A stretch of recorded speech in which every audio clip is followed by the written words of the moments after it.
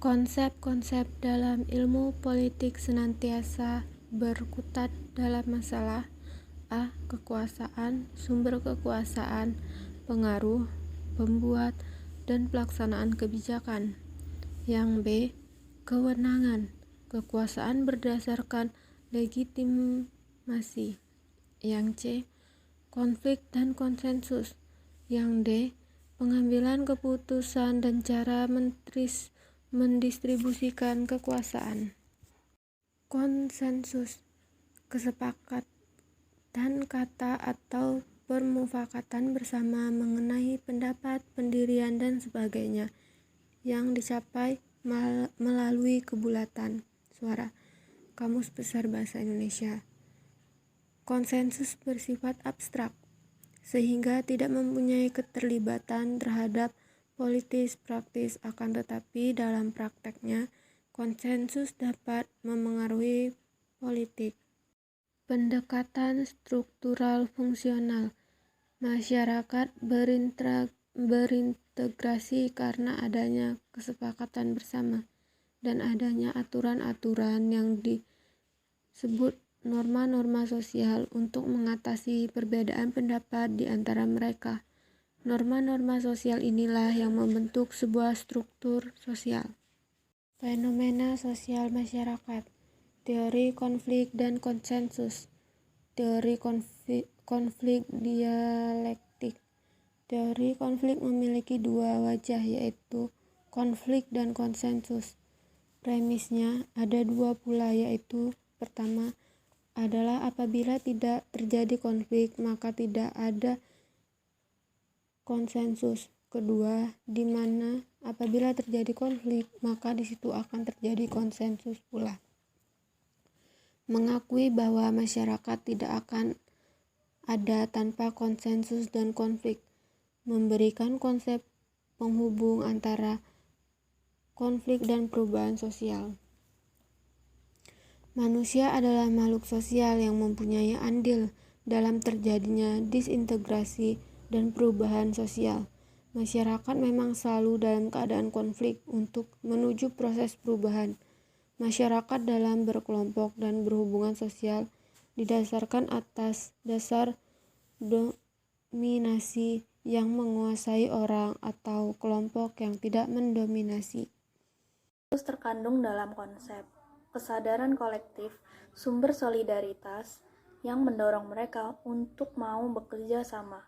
Rumusan Durkheim bahwa setiap orang mengetahui bahwa kita sama dengan orang-orang yang merepresentasi kita.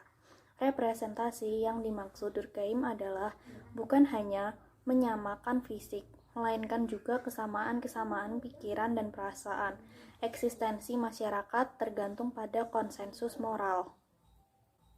Dalam teori konflik, masyarakat tunduk pada proses perubahan yang diiringi oleh pertentangan yang nantinya akan melahirkan hasil negatif ataupun melahirkan perubahan-perubahan positif. Sedangkan konsensus adalah masyarakat yang bersifat statis, memiliki keteraturan karena terikat oleh adanya norma, nilai serta moral yang disepakati bersama yang bersifat informal dan disatukan oleh adanya kerjasama yang benar-benar nyata serta bersifat sukarela. Kata kerja Latin configere, saling memukul.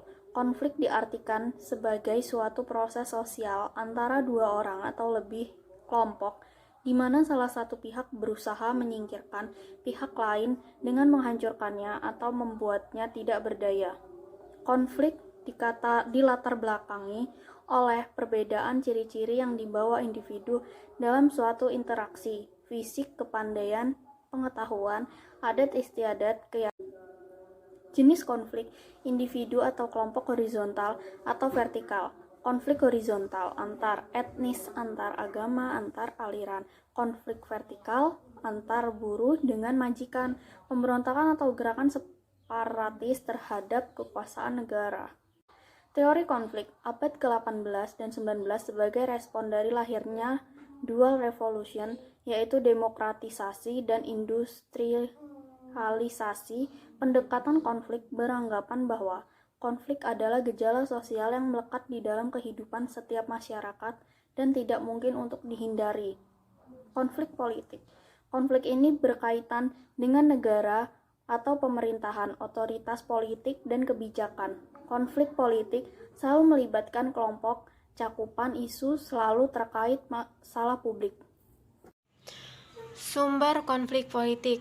Yang pertama, kehadiran penguasa politik atau the ruling class, kelompok minoritas yang menjalankan fungsi-fungsi politik dan menikmati kemudahan-kemudahan yang diberikan oleh kekuasaan politik. Yang kedua, penguasa politik gagal menjalankan fungsi. Yang ketiga, kelangkaan sumber daya dan posisi. Yang keempat, kecenderungan penguasa politik untuk mempertahankan kekuasaannya. Konsensus. Prinsip dasarnya adalah berkaitan kesediaan semua pihak yang terlibat konflik untuk mengurangi tuntutannya sendiri dan menerima bagian dari tuntutan pihak lain. Model-model konsensus. Instrumen, masyarakat, dan didasarkan pada kompromi. Yang pertama, gabungan dari pendapat dari pihak-pihak yang terlibat konflik. Yang kedua, konsensus pendapat dominan. Salah satu pihak akan mendapatkan yang diinginkan. Model ini hanya terjadi jika yang berkonflik lebih dari dua pihak. Adanya kemungkinan akan muncul anggapan bahwa pendapat salah satu pihak dirasa akan cukup baik untuk semuanya. Konsensus pendapat luar. Kesepakatan yang bersumber dari pendapat pihak-pihak lain yang tidak terlibat konflik, mediator. Konsensus gabungan. Penggunaan butir-butir pendapat pihak yang berkonflik dikombinasikan dengan butir yang berasal dari pihak yang tidak berkonflik. Konsensus dengan wewenang, pelibatan pihak-pihak yang mempunyai wewenang dalam penyelesaian konflik. Pemerintah, pengadilan, kepala suku.